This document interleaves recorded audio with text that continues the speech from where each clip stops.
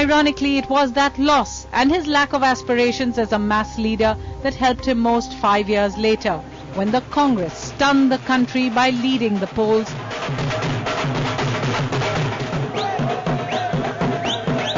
And Sonia Gandhi stunned the world by listening to her inner voice. I was always certain that if ever I found myself in the position that I am in today, I would follow my inner voice. Today, that voice tells me I must humbly decline this post.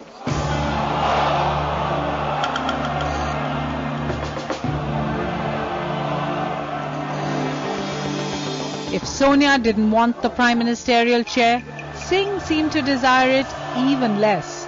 Well, Mrs. Gandhi told me about 48 hours before.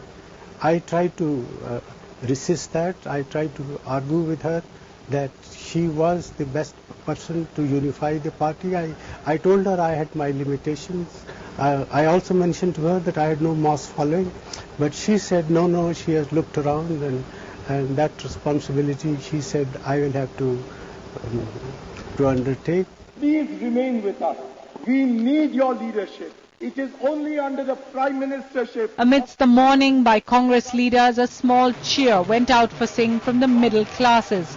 For decades, the country's top job had been reserved on the basis of family name or the ability to machinate. Now one of them had risen to it. He has made our blood stir in our veins and has made us proud.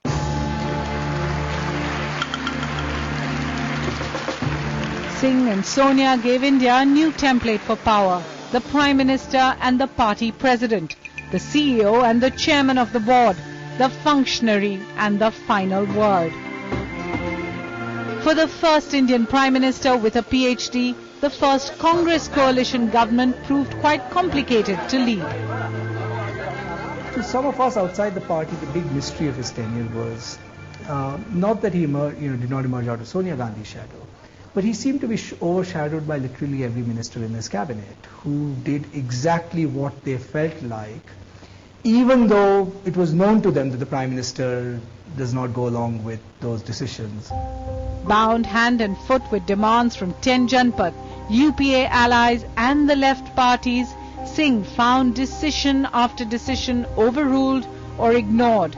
From raising fuel prices to reservations to disinvestment to keeping tainted ministers in his cabinet, Singh's inability to be forceful became the subject of opposition barbs, even some humor. Well, Manmohan, what shall we split today? My turn, madam, my turn. Let me finish, Manmohan. Don't talk unless spoken to. But, madam... Let's see. First we split USA and Iraq. Yes, madam. Then we split Hastina and the Bangladesh. Yes, madam. We have already split Greg Chappell and India. Yes, madam. But there was one issue Singh wouldn't budge on.